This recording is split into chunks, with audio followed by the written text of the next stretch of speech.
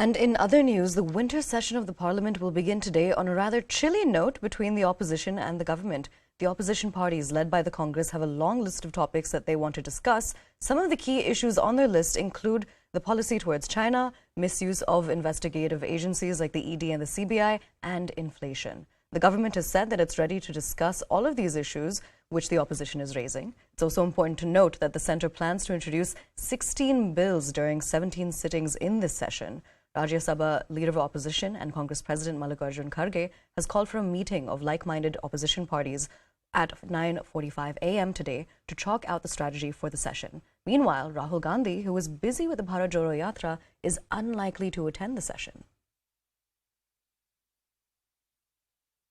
4 राज्यों से संबंधित हैं, तो उसका टाइम अलॉट हुआ है। दूसरा एक मल्टी स्टेट कोऑपरेटिव का बिल था, उसके लिए टाइम अलॉट हुआ है। बाकी अन्य दलों ने अपनी बातें रखी है। जो 193 की चर्चा होनी है वो स्पीकर महोदय जो तय करेंगे। सरकार हर चर्चा के लिए तैयार है, ये हमने कहा भी है। सुबह जो ऑल पार्टी मीटिंग हुई थी उसमें भी हमने कहा है कि जो नोटिसेज आएंगे और जिनको लोकसभा में स्पीकर महोदय और राज्यसभा में चेयरमैन साहब जिनको एग्री करेंगे, उसके लिए सरकार हर चर्चा के लिए तैयार है। नहीं, विपक्ष को हमने अपील की है कि इस सेशन को प्रोडक्टिव बनावे। चाइनीज बॉर्डर में, इंडो चाइना बॉर्डर में स्थिति क्या है, सरकार इसमें सदन के अंदर एक चर्चा कराएं, बहस कराना जरूरी है। कश्मीर में हिंदू पंडितों के ऊपर जुलूम शुरू हो चुके हैं, पंडितों कश्मीर भागने की तैयारी में है। एमएसपी की जो मुद्दा, ये एमएसपी निश्चित कराया जाए, किसान के साथ चर्चा के दौरान एमएसपी के बारे में निर्णय लिया जाए, ये भी हम मांग रखे हैं। EWS is one thing which is against the social justice. Social justice is one thing which has come from the time even before independence could have taken place in India. You cannot term a person as who's economically weaker section when they have a per annum income of 8 lakhs. Just charring away the whole concept of social justice. Everything is called as Gujarat model. What is being in Gujarat today has already been achieved 50 years before itself in Tamil Nadu. 7 bills have approved in the House of the Parliament, in the Lok Sabha, and 5 in Rajya Sabha.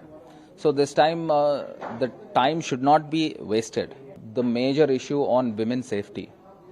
We all know a decade before the Nirbhaya Act was implemented, we've passed a bill, Disha Act, and it is there pending with the Home Ministry. That bill has to be introduced and that law has to be framed in across the country. So the OBC reservation has to be framed in the House of the Parliament. The resolution has to be passed in the House of the lower and upper house. सरकार अपना agenda चलाने की कोशिश करती है, थोपने की कोशिश करती है।